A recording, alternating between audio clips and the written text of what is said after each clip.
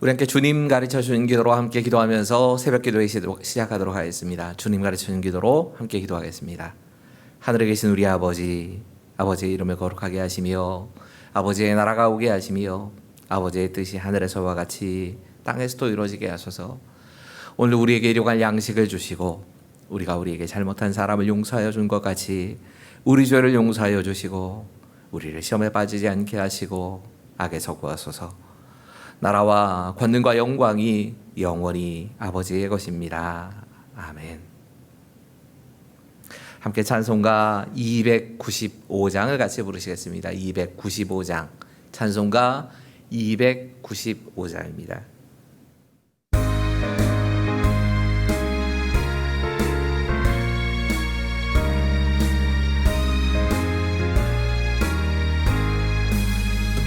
큰 죄에 빠진 나를 주 예수 건지사 그 넓은 품에 다시 품으신 은혜는 저 바다보다 깊고 저 하늘보다 높다.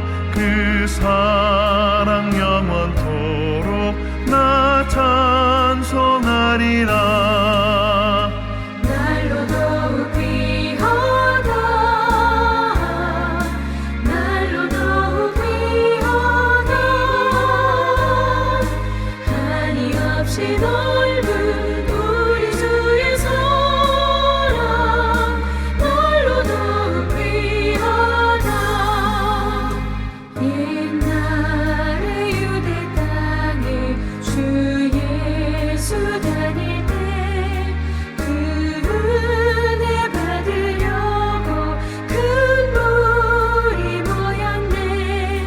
눈먼 자 병든 자를 다 고쳐주셨으니 나 같은 죄인까지 은혜 받도다. 날로 더욱 귀하다. 날로 더욱 귀하다. 한이 없이 넓은 우리 주의 사랑 날로 더욱 귀하다.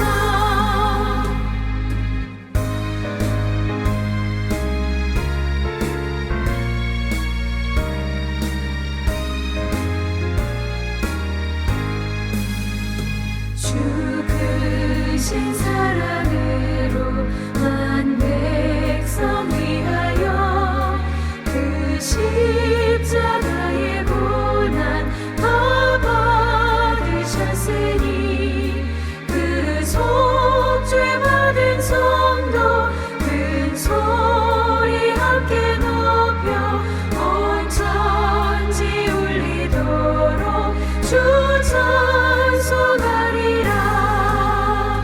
날로 더욱 귀하다. 날로 더욱 귀하다. 한이 없이 넓은 우리 주의 사랑 날로 더욱 귀하다.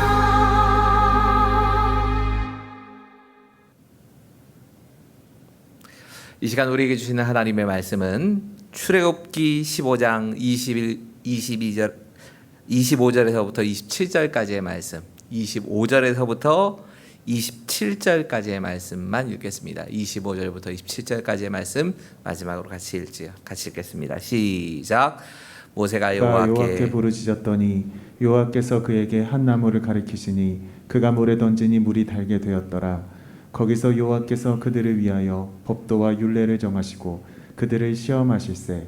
이르시되 너희가 너희 하나님 나 여호와의 말을 들어 순종하고 내가 보기에 의를 행하며 내 계명에 귀를 기울이며 내 모든 규례를 지키면 내가 애굽 사람에게 내린 모든 질병 중 하나도 너희에게 내리지 아니하리니 나는 너희를 치료하는 여호와임이라.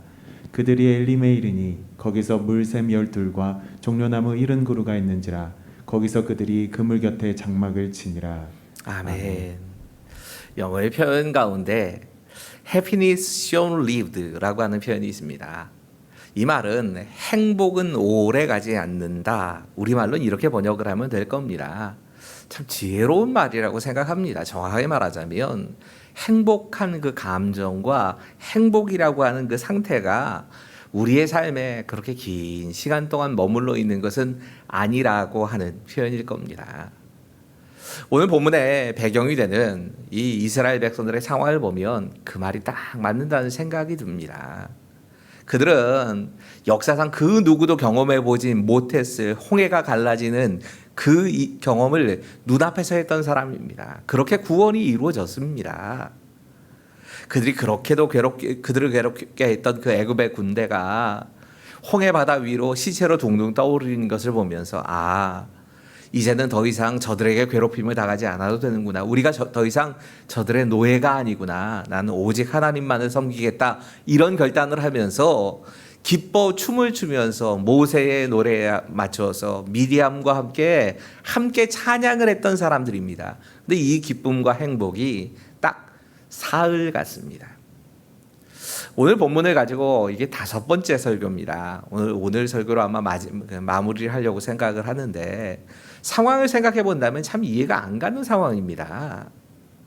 그 큰 구원의 은혜를 감격적으로 맞이했고 하나님을 향하여 찬양했던 사람들이 3일 만에 하루 이틀 3일의 그 광야길 동안에 그 기쁨을 완전히 다 잃어버렸다는 겁니다. 우리가 살펴봤듯이 그 가장 큰 원인은 물이 없었기 때문입니다. 광야를 지나가면서 낮이면 뜨거운 햇빛이 내리쬐고 밤이면 추워서 견딜 수 없는 이 광야를 지나가면서 물이 떨어졌다고 하는 건 이스라엘 백성들에게 분명히 심각한 문제였을 겁니다. 그러던 그들의 눈앞에 물처럼 보이는 게 나왔습니다. 그래서 그 우물처럼 보이는 곳에서 물을 퍼 마셨는데 그 물이 사람이 먹을 수 없는 물이었고 오히려 사람을 해치는 물이었는지 그 물을 먹고 사람들이 병들어가는 겁니다. 하나님께서 주신 기쁨은 사라지고 원망과 불평만이 남은 상황이었습니다. 이런 상황을 하나님께서 통하여서 가르치시려고 했던 것들을 우리가 쭉 같이 묵상해 봤습니다. 이것이 하나님의 시험이었고 이 부족함의 시험을 통하여서 하나님께서 그 백성을 어떻게 연단시키셨는가, 이때를 우리는 어떻게 보내야 하는가, 이런 것에 대해서 쭉 같이 묵상을 해봤습니다. 오늘 마지막으로 묵상해 보려고 하는 건 하나님의 해결책입니다.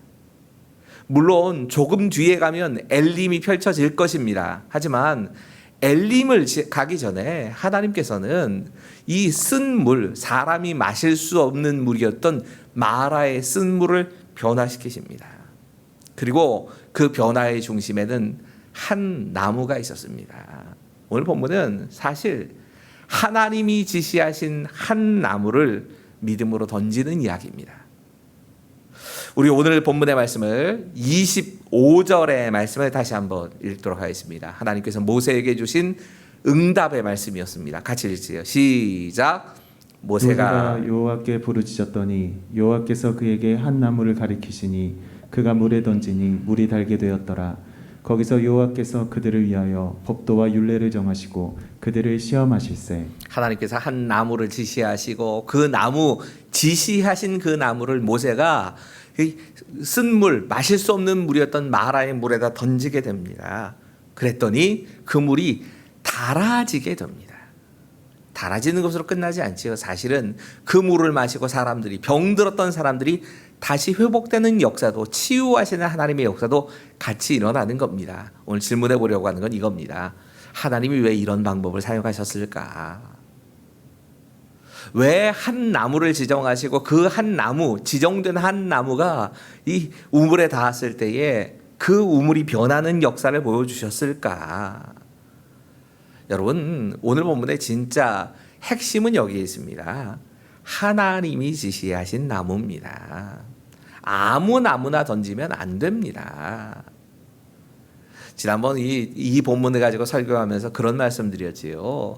당시에 가장 귀하고 비싼 나무는 레바논의 백향목이었을 겁니다. 레바논의 백향목을 던진다고 되는 일이 아닙니다. 광야의 가장 흔한 나무가 가시나무였을 텐데 그 가시덤불을 그냥 아무거나 던졌다고 해서 그 물이 달아지는 게 아닙니다. 우리가 생각하기에 참 귀하다 생각하는 백두산 천지에서 나오는 무슨 소나무나 한라산 꼭대기의 나무 이런 나무들을 던진다고 되는 문제가 아닙니다. 오늘 말씀의 핵심은 하나님이 지시하신 나무입니다.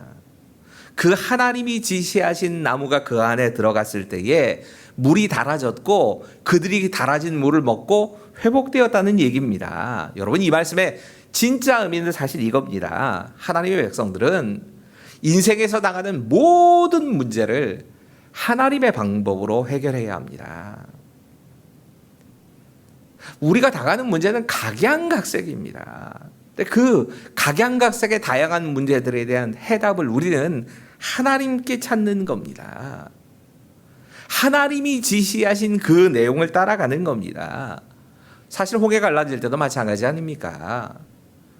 생각해보면 모세의 지팡이가 그들의 눈앞에 보였을 겁니다. 하지만 모세의 지팡이가 눈앞에 있어서 그 지팡이 때문에 홍해가 갈라지는 게 아닙니다. 하나님께서 모세에게 그렇게 하라고 말씀하셨고 하나님의 선택된 사람 모세가 하나님이 지시하신 그 지팡이를 가지고 홍해 바다에 내민 겁니다. 지팡이의 능력이 있는 게 아닙니다. 모세라는 사람에게 능력이 있는 게 아닙니다. 하나님이 지시하신 대로 한 것에 능력이 있는 겁니다. 우리는 모든 문제에 대한 답을 하나님의 지시, 여기에서 답이 있다고 생각하고 그 답을 찾아야 되는 사람들입니다. 두 번째, 이 본문의 또 다른 의미는 이런 걸 겁니다. 함께 읽겠습니다. 시작. 하나님의 백성들이 하나님의 말씀에 순종할 때 문제가 해결된다. 여러분, 하나님께서 지금 한 나무를 지시하시고 그 나무를 던지라고 하셨을 때 모세가 순종하지 않았으면 어떻게 됐을까요? 물론 하나님은 전능하신 분이십니다. 우리의 순종이 아니어도 하나님께서는 일하실 수 있는 게 맞습니다. 우리 그걸 인정해야 합니다. 하지만 저는 적어도 이 훈련의 과정에 있는 이스라엘 백성들에게 모세가 순종하지 않았다면 그 물이 달아지고 먹을 수 있는 치료제가 됐을 거라고 생각하지 않습니다. 하나님 지금 이걸 가르치시려고 하는 겁니다. 하나님이 말씀하시고 모세는 의심 없이 아마 하나님 지시하신 나무가 뭐 특별한 나무는 아니었을 겁니다. 흔히 보이는 보통 일반의 나무처럼 보이는 그 나무를 집어 던진 겁니다. 그 집어 던졌을 때에 그 나무가 닿는 순간에 그 쓰고 먹을 수 없고 먹으면 병이 드는 그 물이 달아지는 먹을 수 있는 물이 되고 치료제가 되는 것을 경험하게 된 겁니다. 모세라고 이해했을까요? 모세라고 이런 생소한 방법에 대해서 충분히 이해하고 하나님 말씀에 순종했다고 생각하십니까? 아닐 겁니다. 모세가 믿었던 건 하나님입니다.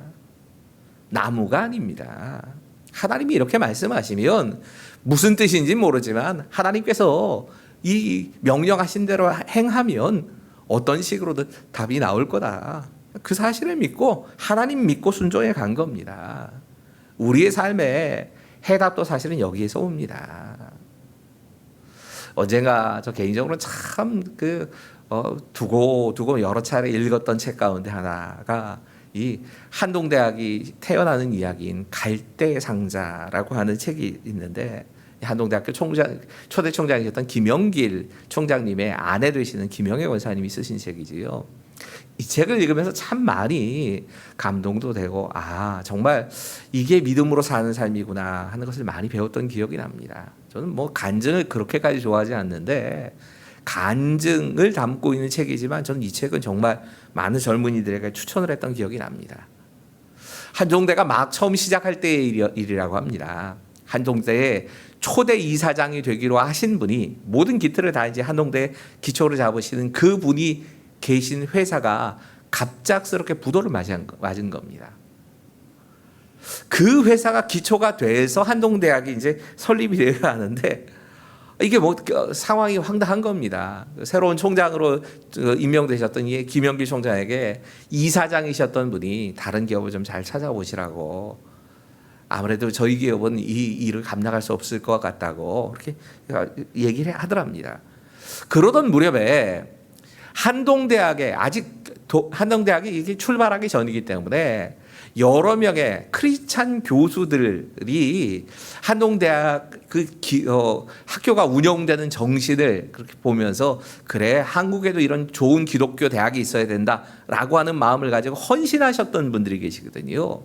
그 중에 한 분이셨던 이 미국의 헌츠빌 인터그라프라고 하는 이 기업의 연구 개발 부장이었던 김영섭 박사라는 분이 잠깐 귀국한다는 소식이 들렸답니다.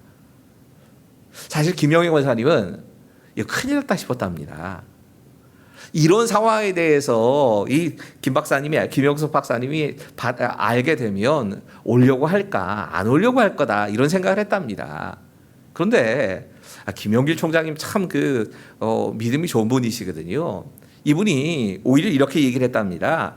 하나님의 사람은 절대로 상황 변화에도 손들지 않을 거예요. 나는 그분에게 지금 상황에 대해서 다 이야기를 할 것이고 내가 가지고 있는 하나님께서 내게 품게 하시는 하나님의 비전에 대해서 다 말씀드릴 거라고. 아무래도 김영애 권사님 마음 생각에는 그렇게 얘기를 하면 그분 안 올 텐데 하는 생각이 들었답니다. 실제로 이분이 오셔서 같이 이제 식사를 하는 자리였습니다.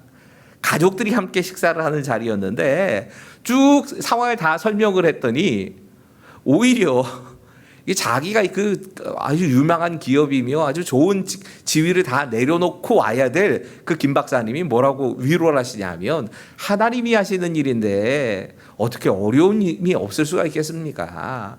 격려를 하는 겁니다.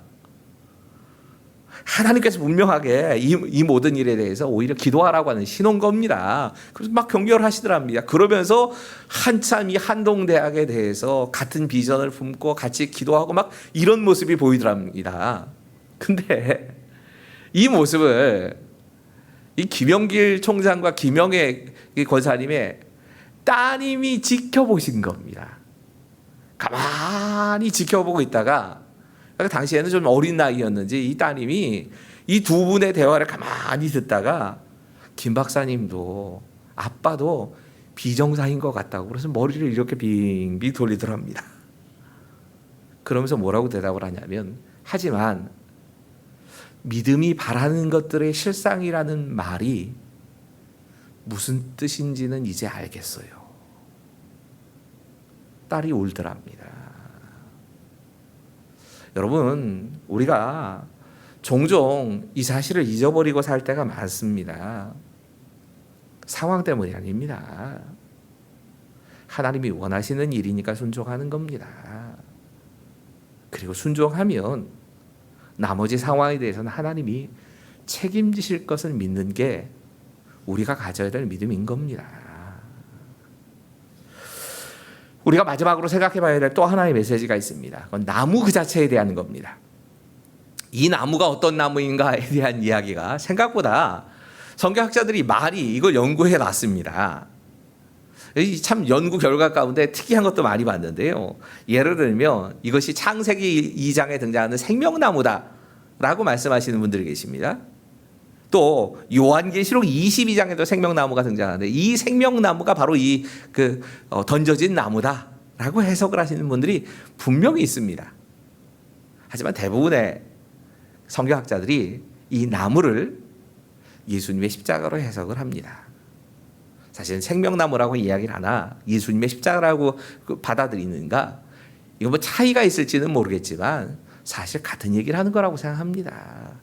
아무 나무나 들어가서 그 쓴 물이 달아지고 그것이 지금까지는 해를 끼치던 그 물이 오히려 치료제가 되는 이런 역사는 일어날 수 없을 겁니다. 오직 십자가만이, 아니 정확하게 말하자면 예수님이 인생의 모든 문제의 해답이시다. 오늘 본문이 가르쳐주고 있는 건 그겁니다. 폴란드가 이 사회주의 정권이 무너지기 직전에 사회주의 정권이 무너지기 직전 일이라고 합니다. 제가 이 생명의 삶에서 읽었던 글이었는데 이런 글이 실려 있더라고요. 폴란드의 당시의 수상이던 아루젤스키라고 하는 사람이 모든 공장과 병원 그리고 공공장소에서 십자가를 다 치워버려라. 학교와 교실에 있는 십자가를 다 없애라 라고 하는 지시를 내렸답니다. 그럼 공산국가였지만 폴란드는 교회가 존재했고 그리고 그 십자가를 중심으로 해서 믿음을 가진 사람들이 사실 많이 있었습니다. 공산국가 안에서도 이 지하교회나 또 그 어느 정도의 종교의 자유를 허용이 됐었기 때문에 십자가를 지는 건 생각을 못했답니다. 근데 정부가 이런 조치를 취하고 나니까 교회를 중심으로 했지만 사실은 교회만이 아니라 각종 시민단체에서 함께 이 문제를 가지고 그래서는 안 된다고 정부를 압력하기 시작합니다. 그래서 법령으로는 제정을 하지만 실제로는 학교나 뭐 공장이나 이런 곳에서 십자가는 떼지 않는 것으로 이렇게 정부가 수습책을 내놓고 이렇게 결론이 났답니다. 그런데 가르볼린이라고 하는 지역의 학교에 한 열심히 있는 공산당원 교장 선생님이 이 법령이 제정된 거라고, 법은 법이 아니야, 그러면서 20년 동안이나 교실에 이렇게 비치되어 있던 십자가 7개를 모두 다 떼버리는 일이 벌어졌습니다.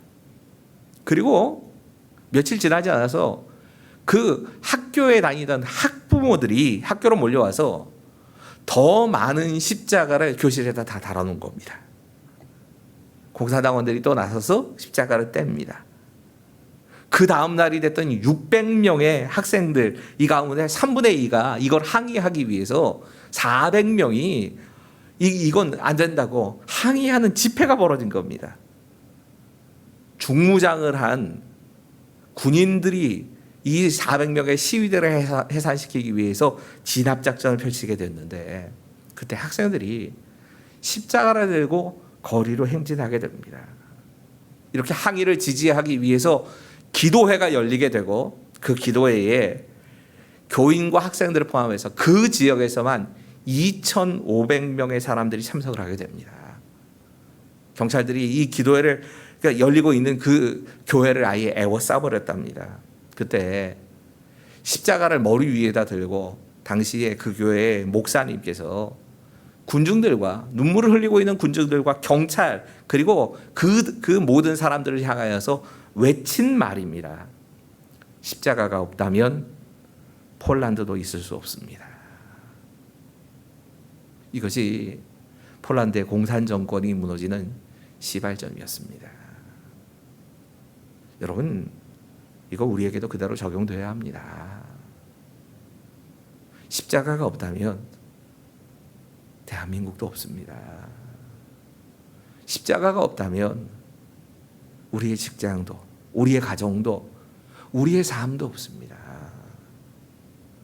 십자가가 모든 것의 기초가 되지 않으면 우리의 모든 삶의 기초는 다 무너져 버리는 겁니다. 우리에게 허락된 부족함의 시간들, 이 시간을 통해서 하나님께서 우리에게 세우시려고 하는 건 예수 그리스도의 십자가입니다. 그 십자가를 붙잡는 믿음을 우리에게 세우기를 원하시는 겁니다. 사실 묵상하면서 그런 생각을 해봤습니다. 이 마라의 쓴물이 과연 무엇이었을까? 이건 묵상입니다. 이 본문은 그냥 묵상하면서 저 나름대로 적용해보면 이게 이스라엘 백성들의 마음 상태가 아니었을까 하는 생각이 들었습니다. 광야를 지나왔지만 여전히 하나님에 대한 믿음이 없이 의심하고 있고 여전히 원망과 불평에 쌓여있던 그들의 마음이 어쩌면 마라의 쓴물이 아니었을까. 그렇게 적용하고 보니까 그와 똑같이 해결되어야 할 마음이 제 마음이고 이 설교를 듣고 계신 여러분들의 마음일 수도 있다는 생각이 들었습니다. 여러분, 그 마음 한가운데 십자가가 던져져야 합니다. 십자가 없이는 우리의 삶에 해결도 없습니다. 하나님의 답은 십자가를 통하여 우리에게 주어지게 될 것입니다. 쓴물을 단물로 바꾸시는 그 하나님의 역사가 이걸 통해서 우리의 삶에 나타나게 될 겁니다. 오늘이 지난 이 고통에서 또 하나님께서 주시는 마라의 그 자리에서 쓴물이 단물로 변하는 이 말씀의 마지막 결론과 같은 말씀입니다. 고통과 은혜 사이에 우리는 항상 껴 있습니다. 우리가 이 세상 살아가면서 물이 없어 고통을 당한 일이 우리에게 찾아옵니다. 마실 수 있는 물처럼만 생각됐는데 그것이 쓴 물이어서, 아니 마실 수 없는 물이고 그 물을 마심으로 오히려 병이 든 일들이 우리의 삶에도 나타납니다. 그때 우리에게 필요한 건 하나님을 신뢰하는 믿음입니다. 그 믿음 가지고 견디고, 믿음 가지고 예수 그리스도의 십자가를 우리의 마음과 우리의 삶에 던져 넣는 것이 필요한 겁니다. 오늘 이 말씀 가지고 기도하시면서 한 가지 기도 제목 가지고 좀 더 기도했으면 합니다. 미얀마에서 사역하시는 선교사 부부를 위해서 좀 같이 기도하기를 원합니다. 며칠 전에 이 뉴스를 들으면서 참 가슴 아프고 함께 좀 기도해야 되겠다라고 하는 생각이 들었었는데요. 지금 미얀마에서 사역 중이신 박진태, 김영신 부부 선교사님을 위해서 좀 같이 좀 기도하겠습니다. 이분들의 주로 사역은 현지인들, 지금 미얀마가 워낙 어려운 상황 아닙니까? 이 현지인들을 돕는 와중에 코로나19에 감염이 되셨습니다. 이분들을 참 상황을 보면, 이분들의 뉴스를 그 전에도 좀 들었었거든요. 상황이 어려울수록 선교사는 선교지를 지켜야 한다라고 하는 이 사명감을 가지고 안식년 휴가로 한국에 나와 있던 분들이 오히려 미얀마로 들어가신 그런 케이스의 선교사님입니다. 네. 그런 선교사님들이 지금 코로나19로 고통을 당하시는데, 특별히 이 남자분이신 박 선교사님의 경우에는 이 산소통을 끼지 않으면 산소 호흡이 잘 안 돼서 호흡곤란 상태까지 지금 가 있는 상태라고 얘기를 합니다. 이 군부 독재 때문에도 많이 힘들지만 또 여러 가지 이유 때문에 참 많이 어려움을 겪고 있는 이 미얀마와, 그리고 또 이 가정을 위해서 좀 같이 기도하기를 원합니다. 미얀마에서 7년간이나 사역하셨던 이 박진태, 김영신 선교사 가족들을 위하여서도 좀 같이 기도해 주시고, 그 땅을 좀 품고 기도해 주시고, 같이 우리 오늘 기도 제목 가지고 함께 기도하겠습니다. 기도하시지요. 아버지 하나님, 우리가 서 있는 그 자리에서 우리의 마셔야 할 물이 쓴물이 되어버리고 그 물을 마심으로 오히려 병드는 일들이 우리의 삶에 펼쳐질 때에 두려워 떨리는 마음으로 하나님께 내가 서 있는 그 자리에 지켜나갈 수 있도록 도와주시옵소서. 하나님, 우리의 삶에 정말 하나님의 주시는 그 놀라운 지시하심과 하나님 말씀의 순종함으로 우리의 삶에 일어나는 변화를 경험하게 해주시옵소서. 내 삶의 십자가를 달고 그 십자가를 통하여서 나의 삶이 변화되는 것을 경험할 수 있도록 주님 도와주시고, 그런 하나님의 은혜를 계속적으로 수 있도록 도와주시옵소서. 특별히 박진태, 김영신 두 분의 선교사를 위해 기도합니다. 하나님, 미얀마를 돕고자 하는 군부 쿠데타 때문에 현지의 상황이 너무너무 어렵다는 걸 뻔히 알면서도 선교사가 선교지가 어려울 때 그 자리를 떠나서는 안 된다는 마음을 가지고 안식년의 휴가 기간으로 다시 들어가서 그곳에서 복음을 증거하고 그들을 돕기 위해서 떠났던 그들이 이 코로나 때문에 어쩔 수 없는 어려움들을 다시 또 당하고 있습니다. 하나님, 정말 위험한 상황이지만 하나님의 인도하심, 그 인도하심을 구하면서 떠나 있는 이 두 분의 선교사님의 삶을 책임져 주시고, 특별히 박진태 선교사님 호흡이 곤란할 정도로 코로나에 참 감염 때문에 어려움을 겪고 계시는데 하나님 함께 해주시고, 하나님 하나님의 모으심과 은혜를 우리가 함께 그것으로 볼 수 있도록 주님 도와주시옵소서. 하나님, 믿음이 아니라 이것이 하나님의 사랑, 은혜를 선포하는 복음의 미랄이 될 수 있도록 도와주시고, 하나님 그 땅 가운데 선교의 씨앗이 보인다면 열매 맺는 데까지 하나님께서 책임져 주시고 인도하시는 것을 경험할 수 있도록 주님 도와주시옵소서. 가정을 도와주시고 그 땅에 긍휼을 베풀어 주시옵소서. 무독재와의 오랜 싸움 때문에 참 많이 피 흘리는 일들이 계속적으로 일어나고 있습니다. 그 와중에 전염병과의 싸움도 같이 이루어져야 할 상황이 벌어졌습니다. 하나님, 때를 따라 놓으시는 하나님, 내가 그 땅을 긍휼하게 바라봐 주시고 그 땅에 정말 복음의 씨앗이 심기고 평화의 씨앗이 심기고 온전히